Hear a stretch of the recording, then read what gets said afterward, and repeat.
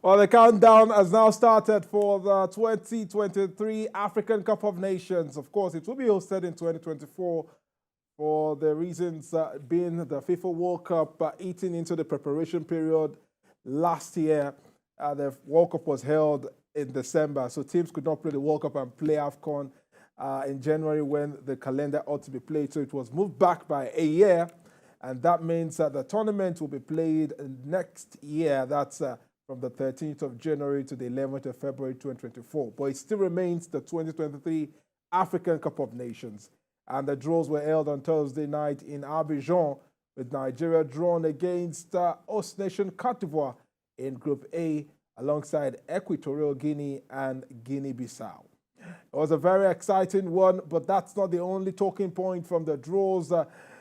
Defending champions Senegal were also drawn against five-time champions Cameroon in Group C, while of course in Group B we have record winners Egypt up against four-time winners Ghana in that one, in another major matchup at the group stage. Well, let's run through the group stage draws for you. In case you missed out from the draws, here is a confirmation of the group stage draws of the African Cup of Nations. Group A, the Elephants of Cote d'Ivoire, the Super Eagles of Nigeria. Interestingly, the Equatorial Guineans are also called the Elephants, as well as Guinea-Bissau. Group B, the Pharaohs of Egypt, the Black Stars of Ghana, Cape Verde, and Mozambique, the Mambas, who the Super Eagles will be playing in a friendly match on Monday. Group C, the Teranga Lions of Senegal will face off against the indomitable Lions of Cameroon in an epic showdown in that one. Guinea and Gambia are the other teams in Group C, while in Group D we've got the Desert Foxes of Algeria, the Etalons of Burkina Faso, while of course we've got Mauritania and the Palancas Negras of Angola. Group E has got the Carthage Eagles of Tunisia, the Eagles of Mali, the Bafana Bafana of South Africa, and of course Namibia in Group E, while Group F has got the Atlas Lions of Morocco, DR Congo, Zambia, and Tanzania. Loaded 24-team Nations Cup awaiting us in January. Dr. George Uchendu is here with us to take a look at the draws. Dr. George, welcome to the program. Always great to do this with you. Always a pleasure to have you join us. Exciting draws. And I must tell you that I can't wait for the Nations Cup to get underway. Oh, definitely. The draws, I paid keen attention to the draws. And for me, a very, very exciting draw. 24-team tournament for the first time ever in CAF's history. And of course, all the tables were very, very balanced for me. No group exactly standing out. No group exactly looking like a group of death. Everywhere you're seeing... Does it show that African football has actually... closed up? The gap has really closed up. We're not having an extremely good team and extremely poor teams. Now we're having at least teams having decency, and you could actually say we should expect some upsets in this one. Oh yes, definitely. I would say that bridging that gap in African football in terms of quality has sort of been reduced. We have a lot of our African players plying their trades abroad, and that you can see in a lot of the teams that are here present. So no team, there are just probably one or two teams that you can say, oh, these ones are completely minors. And so you expect, and in African football, anything can happen. It's very physical. Everybody bringing the physicality to the game. So anything can happen. But it's looking at the draw, the group matchups. Very exciting one. Let's also not forget that the fact that it was increased to 24 teams also allowed the entry of more teams that would probably not have made it to if it was a 16 if it was a 16-man team. Well, let's bring on a football coach. Toby Olubi is a football coach and a match analyst. He joins us via Zoom from Ibadan in southwest Nigeria. Coach Olubi, welcome to the program. First and foremost, what's your reaction to the draws? I'm sure you expect Nigeria to have a very tough draw because they were placed in pot 2. But do you think this is a very decent draw and the Eagles should be licking their lips at this time? Thank you for having me, Mano. It's a tough group. Like the previous person said, it's a tough competition all around. The teams look so good. The groups look so tough. And Nigeria's group having Cote d'Ivoire, Equatorial Guinea, Guinea-Bissau. I really can't say it's going to be straightforward, but with the quality of the Nigerian team, I feel they should be able to easily scale through this group, except for the challenge that the host Cote d'Ivoire will be presenting. I think other teams, we should be able to handle them. The details, Coach. The Super Eagles are drawn against the Ivorians, the Equatorial Guineans, and the Guinea-Bissau team. What is the list we should expect from the Eagles in this one? I mean, what would be the mandate you will be given Jose Peseiro? We shouldn't struggle to qualify from this group. We shouldn't. We are given the quality of the players we have available to us. But, we've been here before where we would need these permutations before we can even scale through the group. I hope it doesn't happen this time. I hope we can just scale through easily, get a decent result against the Ivorians. Luckily, that's not our first game. I think the first game is against Guinea-Bissau in February. I hope we'll be able to get a good start, get 3 points in the bag, and then hope to at least get a decent result against the host Ivorians. If it's a draw, to see the list, and then we can be comfortable in this group. But we shouldn't think it's going to be an easy ride. We need to bring our A game to the table. The likes of Senior, we hope he will be fit and available for the tournament. Remember what happened in the last tournament when we had a couple of players, yes, injured. So I hope it doesn't happen this time. And if we have our quality players fit, we should be able to get through this group easily. It's a difficult group, but we should be able to pull through. That's the words of Coach Tobi Olubi. But let's look at the other groups. It's a 24-team tournament after all. Group B, very interesting. Egypt, Ghana. I mean, and of course we have the likes of Cape Verde and Mozambique. It looks like a very interesting group, but of course the two top teams should go through easily. The group is quite easy compared to the other groups. I think Egypt and Ghana should have a straightforward match into the next round from this group. Compared to the other groups, Emmanuel, the Group C, Group E, and Group F to me look so tight. The teams look very balanced. I think Group B will be much more easier for Egypt and Ghana. Those two teams have so much quality.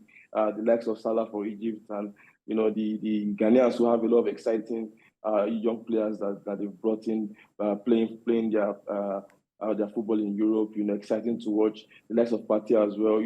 I think there's so much quality between these two sides for them to scale through easily from this group. I'm going to stick my neck out. Egypt and Ghana easily will scale through in this group. All right, hold on, Olubi. We'll get to you. Let's come back to the studio, speak with Dr. George. George, let's look at Group C, the defending champion, Senegal, the host of the last tournament, Cameroon. Yeah. Both teams were at the World Cup. Both teams gave a good account of themselves. Senegal qualifying for the round of 16. Yeah. Cameroon... They didn't qualify, but they claimed... Senegal didn't qualify. Cameroon didn't qualify out of the group. Cameroon didn't qualify, but they got a huge win against Brazil. Yes. Which, of course, became the first win by an African team over Brazil at the World Cup. Yes.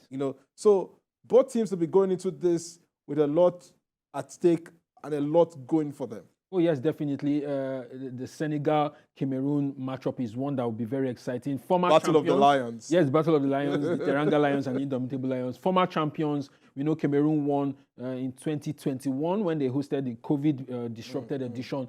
Senegal have been that African team that are defending champions, and they won it previously, and they're looking to retain again. So it's one that will be very, very interesting to look at. Senegal, we know the quality that side carry with the likes of Sadio Mane leading the charge. They are a team that have stayed long enough. Continuity, consistency has been very huge for them. Cameroon, the thing with Cameroon is that you don't know the Cameroon that will turn up at this particular they tournament. did struggle to qualify. Yes, they did. I mean, they struggled until the final day when they got that win. Yes. That secured their place at the tournament. Yeah. But like you said, we don't know the kind of Cameroon that will qualify, that will come to Cote d'Ivoire. But let's go to Coach Tobi Olubi, who is still on the program. Coach, Senegal for a long time were, on the verge of winning the AFCON. Finally, they had their hands on it the last time around. Do you think the laws of diminishing return will set in for Senegal? Maybe seeing what happened to Germany in 2014 happening to them, where they will capitulate. No, but I disagree, because the team has been so good. We've seen them in the qualifiers as well, even in the age grade tournaments. They've been really good. The Senegalese, they seem to have gotten their their football structure so well and they're doing so good. Even the quality of players they have playing in Europe, the likes of Sadio Mane, as already said, Ismail Assar. They've got so much quality all over the pitch, and I'm not going to rule them out. I don't think there's any. You don't think the Saudi Arabian influence may slow down the quality of the Senegalese? Remember, most of their key players are now playing in Saudi Arabia. What's the name of the goalkeeper? Edward Mendy, Mane, Koulibaly, all in Saudi Arabia. Yeah, it doesn't matter. This is the CAF competition. Yesterday for Spain, we saw Laporte, who is now playing in Al Nassr. We saw him playing for Spain just yesterday against Scotland in the qualifier. So it doesn't really matter. The league has got some bit of quality now. It's not what it used to be a few years ago. So I think the quality in the league is still going to help these players and to be able to do well enough in the AFCON. I think Senegal are a team to watch in this year's AFCON, despite they just won the tournament. All right, we seem to focus on the West African team so much. Let's talk about Morocco, the only team that has gotten to the World Cup semi-final from Africa. They look like this may be one tournament they will be overwhelming favorites. What do you think, Toby? Yeah, for me, the best team in Africa presently, Morocco, did so well in the World Cup. A lot of quality in the side, good coaching as well, well-coached team, play football the way it should be played. I think they're going to enjoy themselves in this tournament if the facility at Ivory Coast is good enough for them to play the kind of football we know they like to play, because that is very key. If the facility is not good enough, you might not see the best of this Moroccan team, and also the weather as well might play a factor. But besides that, Morocco, they've got a really good team. But they're in a tough group for me. The group that has Congo, Zambia, and Tanzania. Zambia is coached by former Chelsea manager Avram Grant, so there might not be just pushovers in there. So there might be an upset in that group with the quality of teams that are in there. But I believe Morocco should be able to do well. But like I said, Emmanuel, the quality of the pitches is the worry for me, and the atmosphere, the weather generally in Ivory Coast. If this does not affect the North African teams, then they will do really well. Morocco, for me, will also come really good in this tournament. I'm worried, though, about the quality of the pitch. All right, we'll take a break. We'll still stay with you, Toby Olubi, and of course, Dr. George Uchendu. We'll take a break now. We'll be back with the rest of the program. Stay with us. Well, what is African football without music? I mean, music is at the heart of everything in Africa. And it's a good thing to have another Nigerian in the team song. Yes. Saying that, I mean, Africa's biggest pride is no doubt Nigerian music. Oh, definitely. I mean, we saw Davido at the World Cup singing the team song. We've had the band, yeah, that in the past. And now we have Yemi Alade featuring on the team song for the AFCON 2023. It sounds like a very catchy tune, one that would pick up as the tournament draws near. And of course, music is at the heart of our expression as Africans. Football, sports, music, our culture. Okay, Doctor, let me take your top 4 teams that you want to see in the semi-finals from what you've seen in the draw and how you want to plot their movements. The 4 teams you want to see in the semi-final. Quickly. Nigeria, Morocco,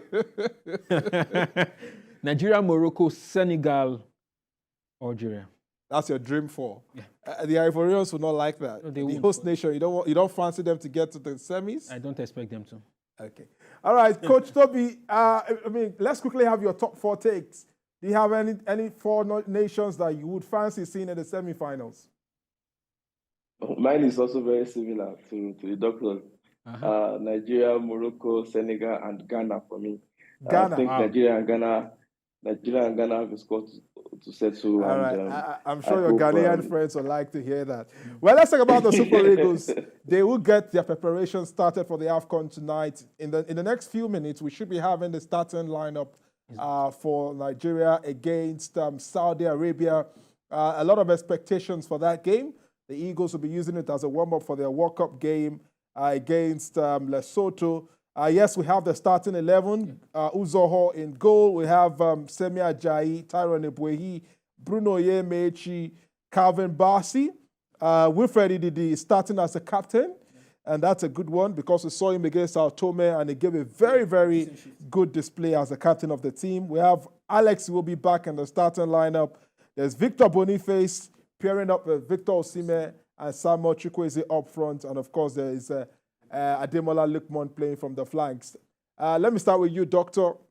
4-3-3. Looks good. Yeah, it looks more like a 4-4-2 because you have Ademola Lookman and Samuel Chukwueze coming On from the the wings, flanks. and then you have the victorious boys, Victor Boniface and Victor Osimhen doing fantastically well. It seems like that's a pairing that is gathering some chemistry. That the coach would need to work on ahead of the AFCON. He needs to let them play together. Exactly. Unfortunately, Taiwo Awoniyi could not make this squad because of injury. Yeah. So this looks like a decent sign. Maybe the defense we haven't had it figured out exactly in the defense, but this should be like a team that should go into the game against Saudi Arabia and of course get something. Of course, we know Jose Peseiro knows a lot about the Saudi Arabian side, being that he's been their coach before. So let's see what happens. The game starts at 5, and we expect it to be fireworks. Coach, are you okay with the starting 11 for Nigeria? Yeah, it sounds like a very attacking lineup. For me, in my head, it sounds like a 4-2-4 or a 4-2-3-1 in there. But nonetheless, I've always clamored for this 2-striker formation because we have too many strikers in Europe.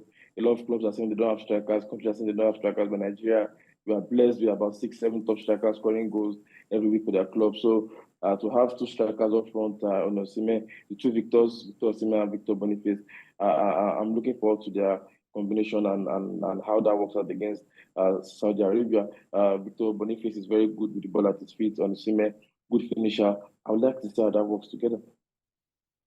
All right. I mean, it's a good one. Of course, we look forward to that game. Let's move away from there and talk about other international friendly matches that are coming up tonight. The big one, no doubt, is the one at the Wembley Stadium, where England will take on Australia. There's been a lot of controversy around that game with the crisis going on in Gaza.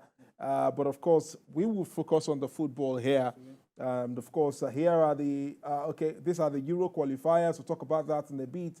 But international friendly games, of course, we have England taking on Australia. For many, the talk is looking like another golden generation is on the way for England. Yeah, definitely. It's been the talk of golden generation for quite a while, almost a decade, churning out stars, but they've flattered to deceive. The closest they've gotten to was the final of the last Euros, where they lost against Italy. So taking on the Socceroos of Australia, it's going to be a good tune-up game, especially for Gareth Southgate to test a lot of his hands. We know he's going to play Harry Maguire again. So the English side looking to continue on their good run they had from the qualifiers into this friendly. Australia look like underdogs in this one, so I expect the 3 Lions of England to take this. All right, of course. And of course, on the home front, there will be matches in the Nigeria Premier Football League this weekend. We had one game yesterday with Rivers United beating Remo Stars. Let's go to the NPFL now and have a confirmation of that result from the game played. It's a rescheduled game from the opening weekend of the Nigeria Premier Football League. Yeah. And of course, Rivers United were 2-0 winners over Remo Stars. There were games on Saturday in the Nigeria Premier Football League, while the rest of the leagues across the world are on break. The Nigerian League is still playing because they have a lot of catching up to do. Bendel Insurance will host Plateau United. Katsina United will host Lobby Stars, while Sunshine Stars will take on Heartland Football Club of Owerri. And on Sunday, we have a full dose of matches as well. On Sunday, a quick confirmation there on your screen. Abia Warriors, Bayelsa United, and of course, Enugu Rangers, while Eyimba will take on Aqua United. Rivers United will take on Kwara United. Shooting Stars will take on Gombe United, while Sporting Lagos will take on Doma United. Coach Olubi, you've been in Ibadan watching the game between Shooting Stars and their opponent. What are your expectations? And how impressed have you been with Shooting Stars this season? Well, they look like they've recruited well. There's more quality in the team now compared to last season. They struggled with quality last season, especially at the second half of the season. They look good. Coach Minga Gobote doing a fantastic job with the players he's brought in this season. And watching their first game at home, I think it was against Plateau United, they really look good, scored 2 good goals, 2 good headers, both from crosses from the left fullback, who was also a new signing this transfer window. So they look good, and I believe that they can get under 3 points at home. As long as they can tidy their home games and get a few draws here and there away from home, I believe they'll be good this season. They lost, unfortunately, away from home last time out but I believe they can get a victory at home on Saturday. We must say a big thank you to you, Coach Toby Olubi. Of course, thank you for joining us and thank you for sharing your insight with us on the show. Thank you so much. Thank you. Thank you so much, Mano.